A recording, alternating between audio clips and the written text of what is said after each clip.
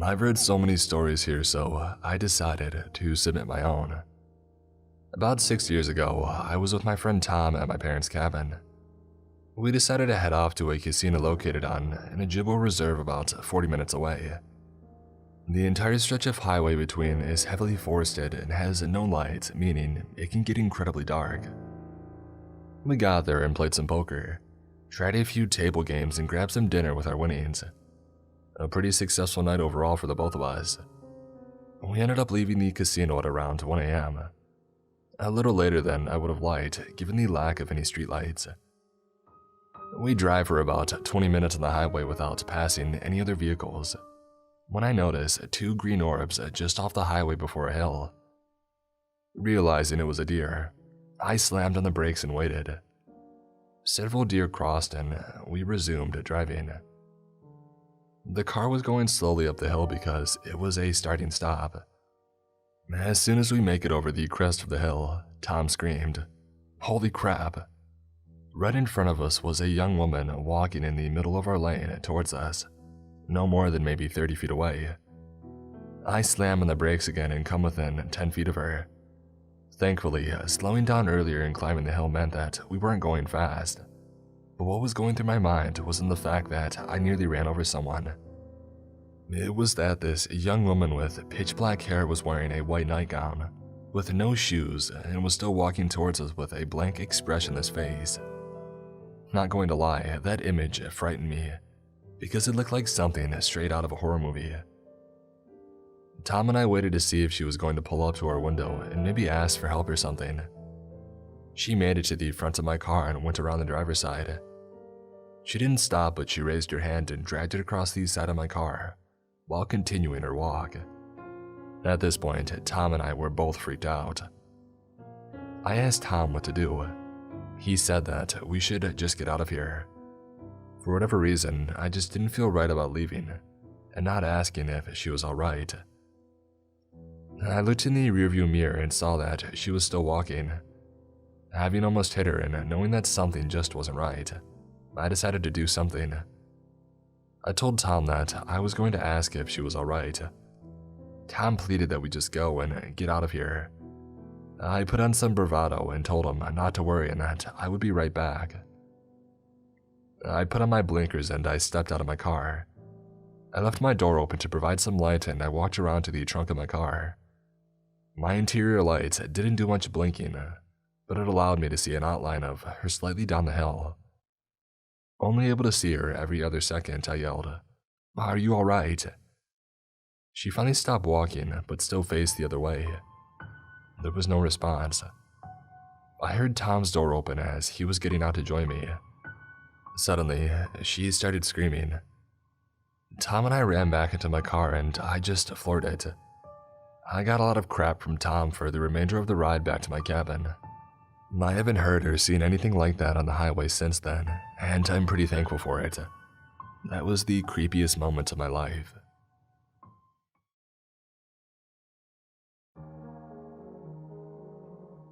A little bit of backstory. I had just finished high school and had recently turned 18 when all of this occurred. I was looking forward to starting university, and was going to move out of my parents' house into student housing closer to the campus. As a result, I started looking for a job closer to my residence. I found one about a 5-minute walk from where I was going to be living, and it was perfect for me. I was to be a barista in a tiny little coffee kiosk on one of the coolest streets in the city. This street was sort of known for prostitution and drugs, but it was also super popular as it hosted some of the most interesting events and also contained some of the nicest thrift stores in the city. What was even more ideal about my new job was the fact that I worked right across the road from my best friend. Let's call her Phoebe. At the time, Phoebe was in love with her job. She was actively being given more responsibilities and she was being promised the world by her employers. Many of these promises turned out to be false at the time, but that's another story. During one of her shifts, Phoebe was approached by a man who had seemingly become a regular at the place that she was working. We'll call him Richard. He told her that if she ever wanted to leave her job, He had just become the manager of a new restaurant a little ways down the road. Phoebe kindly denied his offer. He approached her several more times with this same offer before she recommended him our other close friend. We can call her Mia. Mia was hesitant to take the position at first because she had a passionate hatred for hospitality and greatly prefers retail, but she did need the extra money at the time and she took the job. The day that Mia was signing her contract, Phoebe and I both finished work early around 4. So we told Mia that we would meet her at her new job once we had finished, and then we would go and do something after. Phoebe and I went to the cake shop next door and sat outside her work while we waited for Mia.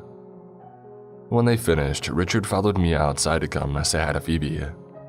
The girls introduced him to me and a conversation ensued. He seemed like a friendly guy, if not a little bit awkward. He was late 30s, early 40s, bird-like in appearance, quite short, balding, larger in size, and he seemed very greasy. As the conversation continued, I began to tease Mia a little bit as friends do. I saw no harm in it, as she was one of my best friends and she had made a similar joke at my expense prior to this interaction. Richard's demeanor suddenly seemed to switch. He became somewhat catty in defense of Mia. He retorted back that if I was going to be mean to his staff, that he would bar me from every store in the street that we worked on. This seemed ridiculous, but he claimed to be friends with the security guard that worked in the street. I actually was friends with this man, and when I asked him about it, he told me that he had never heard of Richard before. Richard said these things to me as though he was joking, but he was so persistent about it that I got incredibly uncomfortable and I wanted to cry. It was from this interaction that he nicknamed me Trouble. I also feel it needs to be noted that he didn't scold Mia or Phoebe at all for the same behavior. Phoebe sensed my discomfort and told me that we had to leave as we had plans. Flash forward a few weeks and Phoebe and I decide to go see Mia at work again. Richard intrudes on our conversation yet again, and again he singles me out from the group, teasing me and only referring to me as Trouble. This time, I just play along as I can tell it isn't going to stop. He asks Mia if she is after another job as he needs someone to clean his home, and lives all the way out from where my parents and Mia live. Mia tells him that she can't as she already has too many responsibilities, but I tell him that I might know a few people in the area that might do it, and I give him my phone number. Richard takes this as a sign that I have agreed to do it myself, and begins texting me incessantly about setting up a meeting. This man is much older than me and lives alone in a rural area. Suddenly, my instincts kick in, and I try to get out of it by telling him that I can't drive. He says that he can pick me up from the nearest train station. I don't want to come across as impolite or have my best friend's boss resent her because of me, so I make the mistake of agreeing. However, I tell him that my sister will be helping me as she is looking for a part-time job, and my dad will be dropping me off. I do this in order to have some backup and so that my dad knows my whereabouts. Richard goes on to complain about how I don't trust him, and claims that his house is very small, and the $100 that he's going to pay me won't be enough to split with my sister. I tell him that I just want to provide her with work experience, and finally agrees, asking how old she is. My sister is 17. Richard and I finally find a time that I am not working to schedule a meeting. This meeting is held at his place of work, and I feel a lot more comfortable sitting in the main restaurant surrounded by people, as I thought he was going to hold a meeting in an office. We begin talking about the responsibilities of the job. He tells me it'll be basic things like tidying up, vacuuming, the usual. I agree, and he then goes to tell me that he will also be expecting me to do his laundry. I think this is a bit odd, as he's only paying a small amount for such a large job. He assures me his house is small and not that messy, but continuously claims it just needs a woman's touch. I nod and ignore the fact that this grown man thinks that, just because he's a man, It means he doesn't need to know how to maintain his own home. Now, this is where things start to get creepy. Near the end of the meeting, he asked me again how old my sister is, and when I say 17, his face drops. He then starts telling me about how he previously posted this ad on Craigslist, and this 60-year-old woman replied offering to do it in her lingerie. He tells me how he didn't even ask for that in the ad, but she had offered and he was put off completely. He then proceeds to tell me that he would be willing to pay more to someone between the ages of 18 and 30 if they were willing to do that, but he would never request that because he's not a pervert. I call BS at this and tell him then and there that this meeting is done, and that I have to go and meet Phoebe. He asked me if he had made me uncomfortable. Well, yeah, you did. But I say no on that. I'll get back to him. This strange man who I've only met 3 times then attempts to hug me, but I ignore it and awkwardly wave goodbye from less than 3 feet away.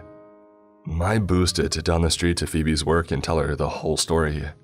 She tells me that I can't do it, and I tell her I know, but I don't know how to tell him that without risking my own safety or Mia's job. Fortunately, Richard gives me the perfect out.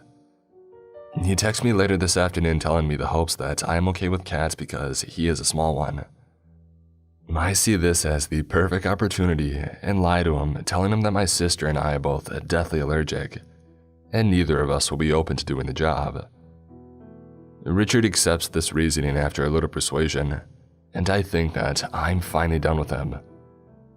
Unfortunately, that was not the case.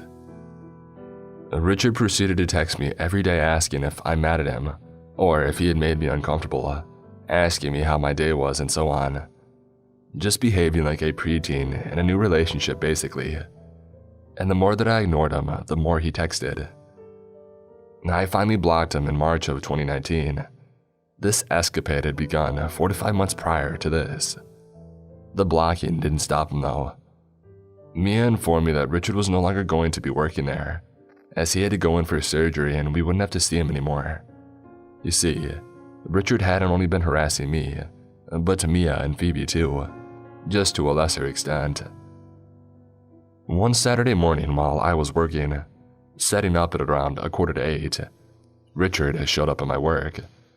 The divider was down as we were closed, so he came and stood in the doorway, the only exit that I had available to me at the time. He started asking me why I was ignoring him and telling me about his surgery. I told him that he wasn't allowed to stand there as it was a fire exit, but he didn't budge. Fortunately, my boss showed up shortly after and told Richard that he was going to phone the security if he didn't move. My boss was kind of an ass on most days, but holy crap, was I grateful for him that morning. Roughly a month after that experience, I thought Richard was gone from my life. I was living in my new apartment. Mia was around all the time and loved her job without Richard there. Things were going well for us. One morning after a night of drinking, me and the flatmates became peckish. I decided to order us some greasy food on a food delivery app. Lo and behold, guess who our delivery driver is? Yeah, Richard. I turned to my boyfriend at the time and tell him that he has to go collect the food. He doesn't understand, but Mia assures him that it's important. He agrees and goes out to collect it. Richard is not driving the vehicle he claims to be driving in the app, and at first we're confused. Plus, the number plate is also different. Mia and I watch from his bedroom window, and the interaction takes much longer than expected. He comes back and we ask what took him so long. He tells us that Richard refused to give him the food until he could prove that he was my boyfriend. He had recognized my name from the app and now he knew where we lived. Me and I tell my flatmates the story of what happened, and we all agree that it's a good idea to go to my RA. The RA reports it to upper management, and they say they can't really do anything about it, but if he comes in again, to call their security. A few months go by and there are no Richard sightings until I order from the same app again. Yet again, Richard is our driver, and yet again in a different car. I send my boyfriend to go collect the food again and report the incident to my RA again, and the food delivery app. I know that I was stupid in not immediately reporting it to campus security, as I had much more proof of the creepy behavior than he had of his innocence, but I was naive, and I didn't want my parents to find out about it at the time. Fortunately, I haven't seen Richard since then. This is actually my stepmom and her best friend's story. I have my own, but I'm so hesitant to drag some of them up. I'm hoping telling someone else's will open me up to a little more. My stepmom didn't like us much, but she told my sister, 3 years older than I, this experience growing up to scare us out of being stupid. It was my family's stranger danger story. My stepmom, we're gonna call her Macy, grew up as a kind of privileged teen in the 70s. And her mom had moved with her family over here, the States, from England when she was about 9. She went to a pretty nice high school and a really nice town. There, she made friends with a girl, Lily, who didn't exactly run with Macy's type of crowd. Popular, stereotypical, etc. They really hit it off, and Lily would take Macy out to do her type of stuff. Hiking, fishing, sailing. There's even a hilarious set of pictures of them camping. And my stepmom has raccoon eyes and it looks like she's hating everything. Anyways, because of Louie's influence, the two of them would do stuff like that a good amount. One Sunday, they decided to go hike in some hills about an hour away. Macy put on what I'm sure were her extremely expensive hiking shoes, and the two of them drove off to the hiking trails. Lily parked in this big clearing with makeshift parking spots, you know, like a piece of wood marking the head of a space, but there were no other cars there. This was only important in hindsight.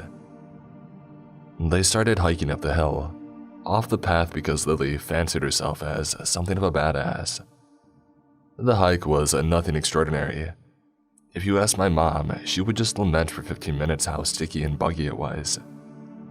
Anyways, they reached the top of the hill and my stepmom was done.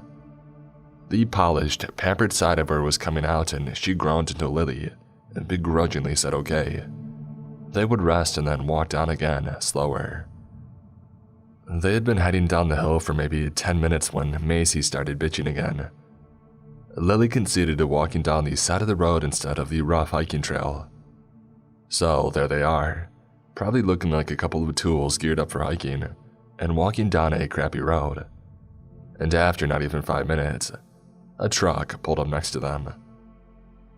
It was red and rusty and just generally looked like a clunker. The guy driving rolled down the window and the girls looked in through the passenger side window. He had a big beard, a baseball cap pulled down, and long brown hair. He greeted them and even smiled through his beard, asking if they needed a ride. Macy described him as charming and even cute. Lily still says the moment he greeted them, her hackles went up. Despite her better judgment, my stepmom convinced her to get in the truck. It must only be a 10-minute drive down to the car, tops. The two girls opened the passenger's door to this rusty old thing, and the guy directed them behind the seat to get in the back. They settled in and the truck started rumbling forwards. Lily always says that was the point it hit her what a mistake they had just made. The back seat was clean enough, but there was a rope on the floor behind the driver's seat, and 4 boxes of saran wrap half hanging out from under the passenger seat.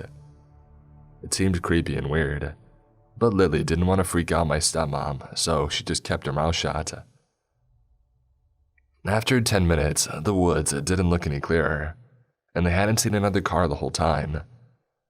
Lily asked how long he thought it would be, and he said he was taking a different route down the hill and had to stop somewhere to get something first. That was it. The girls were 16 and 17, and Lily didn't want to press the issue. She was scared. She can remember his hair because she was sitting behind him. He looked like a woodsy guy, but his hair was super tangled and dirty.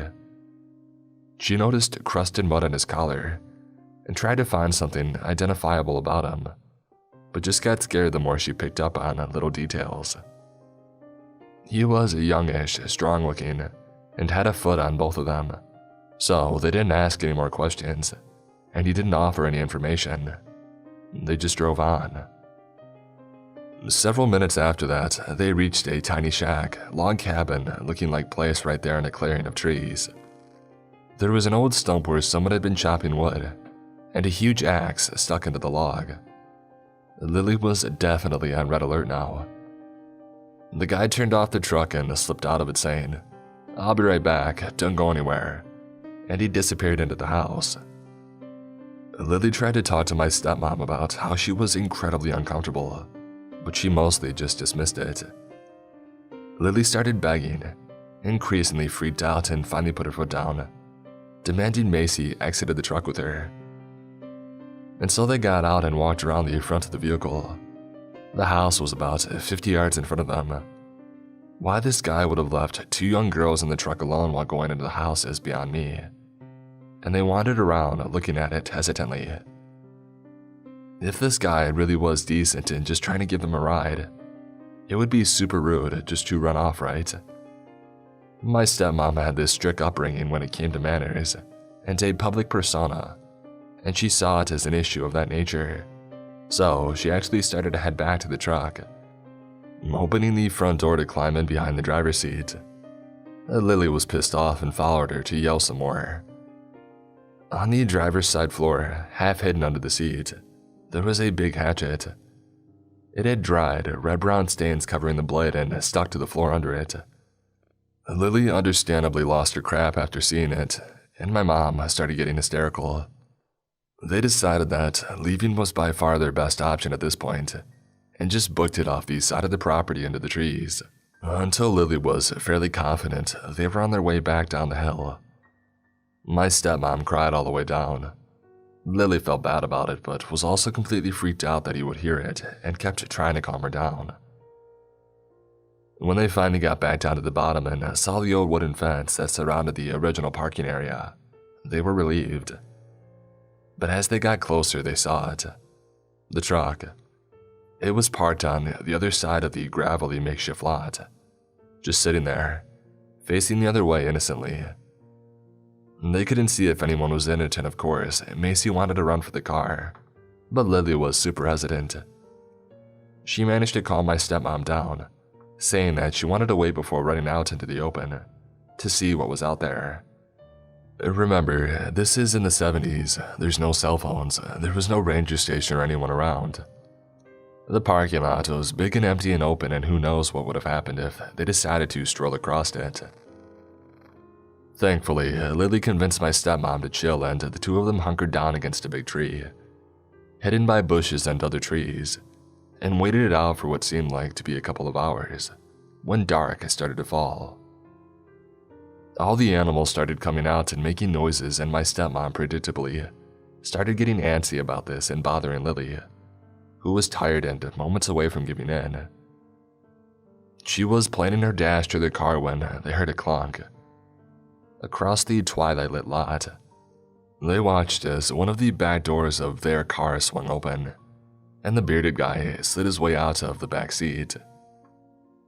He got out, shut the door, looked around at the surrounding woods for several moments, and then walked back to his truck. The truck lumbered past their car and out of sight. Several minutes after watching him drive away, they sprinted to the car as quickly as they could, jumped in and peeled out before they had even shut the doors.